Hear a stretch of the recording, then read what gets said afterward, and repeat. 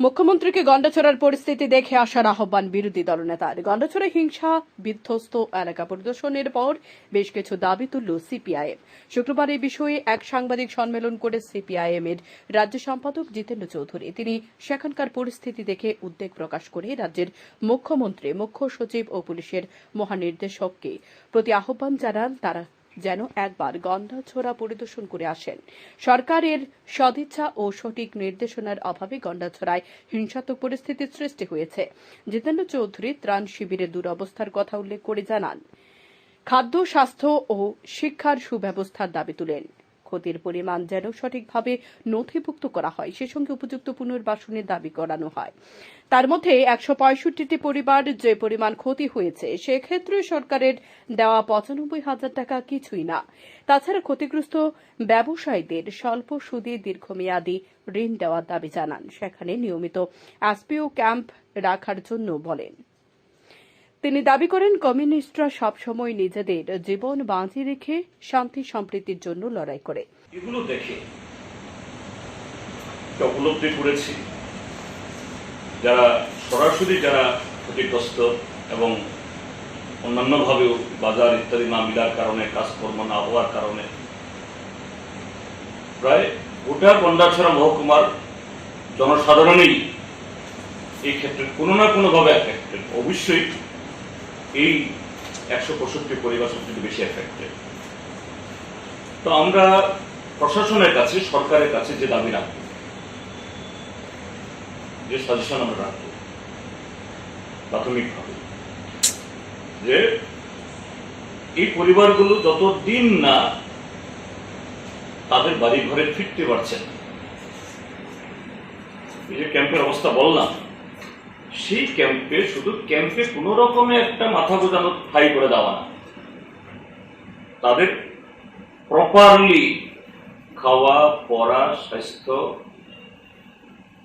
এবং সমস্ত কিছু মেনটেন করার জন্য, এমনকি যে সমস্ত শিশুরা যাদের স্কুল আছে, বালুবাড়ি আছে, তারাও যাতে টেম্পোরারিলি সে সুযোগগুলি পান।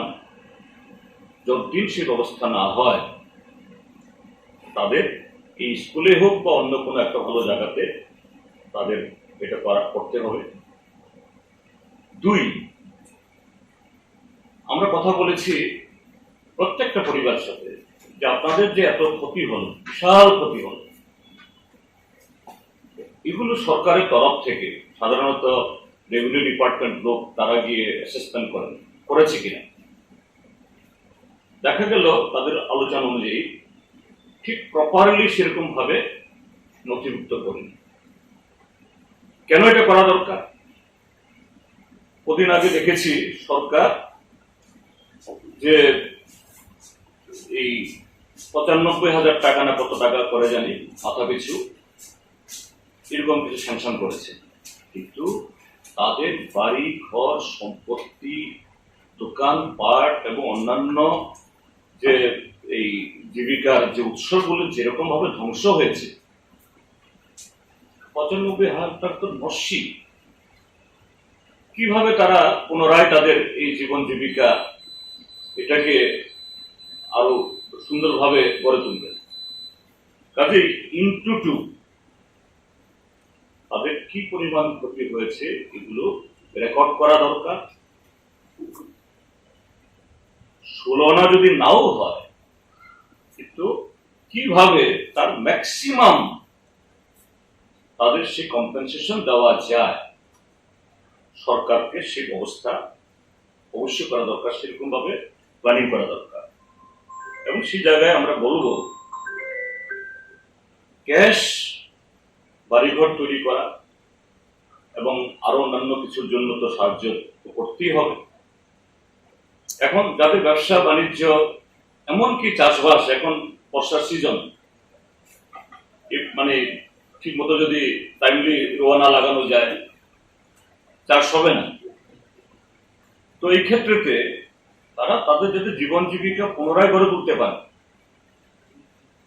আমাদের ডিমান্ড হলো যে লো ইন্টারেস্টে, একদম নো ইন্টারেস্ট বলছি না, লো ইন্টারেস্টে লং টার্ম ঋণ দিয়ে হলেও তারা যাতে দোকান পাট, ব্যবসা বাণিজ্য, জীবন জীবিকা শুরু করতে পারে, এই পরিকল্পনা করা দরকার। তারপর যে সমস্ত বাড়িঘর পোড়া হয়েছে, ভাঙা হয়েছে, এখন বৃষ্টি, এই বেশি বৃষ্টির কারণে দেওয়ালগুলো ধসে পড়ছে।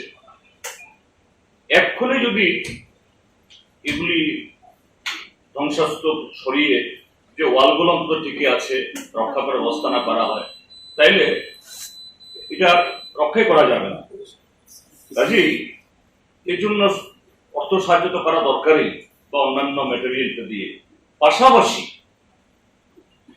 ওই সমস্ত এলাকাতে, বিশেষ করে বিশকাট, তারপরে এখানে ওই 33 কেবি যে এলাকা বলে, দুর্গাপুরে বলে এটাকে, হ্যাঁ 33 কেবি এলাকা, আর ওইসব জায়গাতে নিরাপত্তা ক্যাম্প, এগুলো আগে ওই সমস্ত এলাকাতে সন্ত্রাসবাদী কার্যকলাপ যখন ছিল তখন এই এসপিইউ ক্যাম্প বসানো ছিল।